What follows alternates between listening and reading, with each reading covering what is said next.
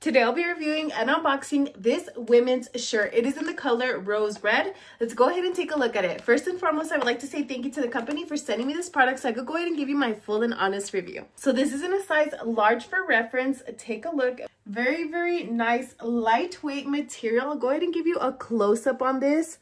Take a look at that. Super nice pleated V-neck. It goes down like this. Again, super lightweight. The sleeves, they do have an opening on the sleeves right here. Super cute.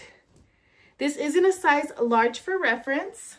It is nice and loose tunic style shirt. I'm going to go ahead and try it on now and let's see what it looks like. All right, I have it on. I would like to say that this is definitely true to size. I absolutely love the way that the sleeves fit. Super, super cute. It is nice and loose down at the bottom. And like I said, I do like the V-style neck. Check it out. Very, very nice. I love the color. If you're looking for a great shirt to wear out, super nice, casual, tunic style blouse, I would definitely recommend